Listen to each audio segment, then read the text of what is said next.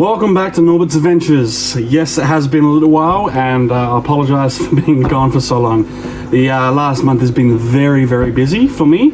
I picked up a new job, so hours have changed for myself with that. But yes, here's the third and final part regarding the shrimp tanks and the way I set them up and all that.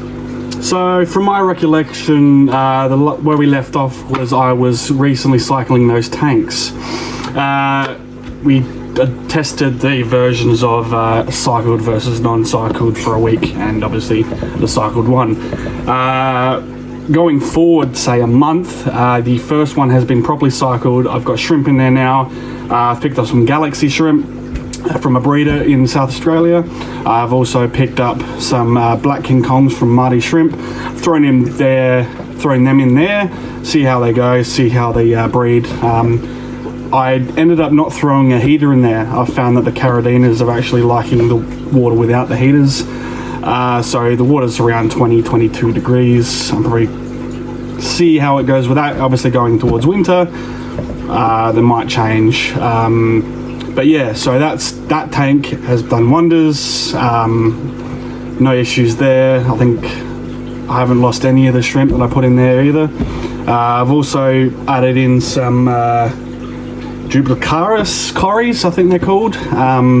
So they're obviously false corries, false adult corries, sorry. I started off with 5 juveniles I got from a local breeder in South Australia as well. Now I only have 3, unfortunately. Not too sure what happened there. Just over time they've obviously dropped off. Could be just the young genetics, I'm not too sure. So yeah, that's that tank. The second tank, unfortunately, is still not cycled. I tested it today, and the ammonia was bright green. So nothing's in there. It's just been running the filter for the whole time since I put it in there.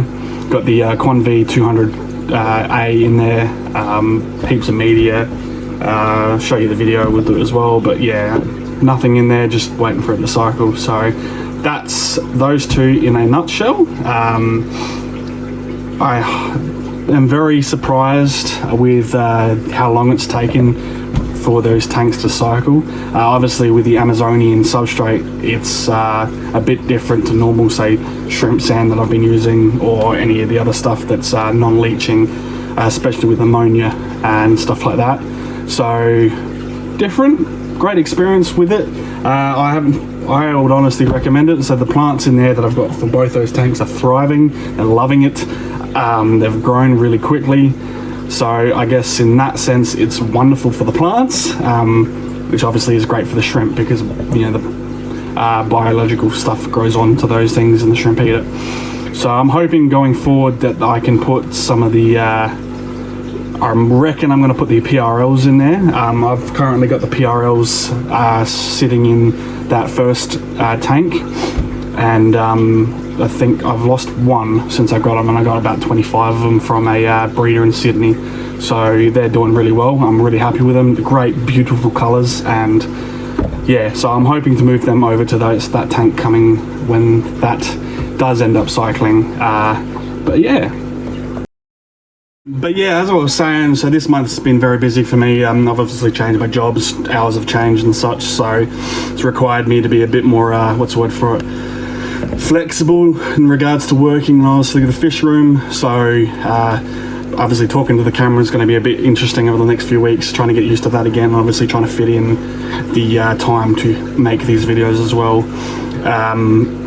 With also running the 40 odd tanks I have going in the tank room, so the fish room as well. So a quick update with the first shrimp project I had going with the Snow Whites. They have exploded with growth. Still running that same tank, same heater, same Quanvi filter. I've only added almond leaves in there, obviously with feeding them as well. I think I've been feeding the G Lee Black. And yeah, they've just exploded. There's probably about 100 in the tank now, I reckon. I wasn't expecting it, and I'm so happy it's happened. I think this is actually the first Caradinas I've bred successfully to this standard, I guess. Which I'm it's my little queen, my little saving grace at the moment, because Caridines have been very interesting for me for the last little while. Shrimp wise, I decided to close down my cherry red tank and open that up with crystal red shrimp. I've now mixed them with some fancy tigers as well, just to make the colours a bit more stable and such. The snowball tank is doing wonders. The tangerine tigers, on the other hand, aren't exactly liking being in there with them as well, so I'll have to move them out going forward. The yellow cherry tank is still exploding, but I'm thinking about closing that tank down as well and moving into something different. Same with the Sunkissed tank. There's a lot of kids in there and it's not really going anywhere, so I might end up pulling them all out and throwing in just the bare minimum again and starting fresh. But as for the green jades and the blue bolts, still doing wonders. Still having to cull heaps of the green jades, but definitely going to have to get a new tank for the blue bolts, because obviously I keep getting new shrimp. As for the red realies, I've had pretty good luck with them so far. They've been throwing some nice reds, and obviously they've been throwing some red realies as well. They've been throwing a lot of the tiger looking ones as well, obviously the ones with the clear body with the red stripes, which isn't great, but I still like them, so I've been throwing them in with the curry breeder box to keep the tank or the box clean so the curries can grow out. Great for me, great to look at, awesome. As for that tank, there seems to be a lot of brown clearish ones coming out as well. There's obviously NQs in there as well, and I'm actually struggling to figure out whether or not they're actually NQs that are breeding in there, or are they just off spits of the red realies.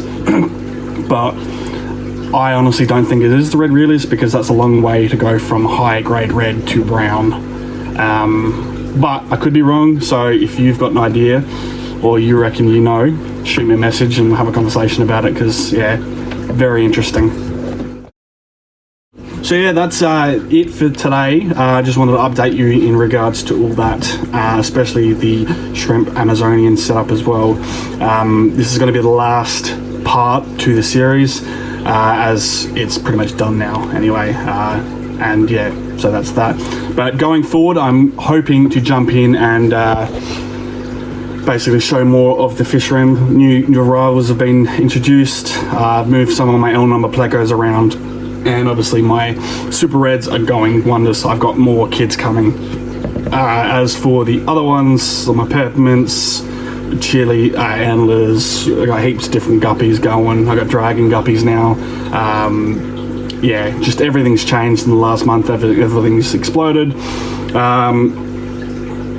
So going forward, it's going to be interesting to see what I'm going to post out on YouTube, but definitely going to try to see what I can do. I've had a few people ask where I've been, so I'm going to try and jump back in now and put some more videos out. I know a lot of you guys liked the bristlenose one specifically, so going forward I'm hopefully going to do a few more of those sort of like corries and guppies and such, trying to help with gendering and all that sort of stuff, because I know that's a very hot topic, especially with some breeders out there that don't know when the guppy is going to breed or when the female guppy is going to have kids. So that's definitely one to look forward to. So thank you very much for stopping by, and I shall see you next time.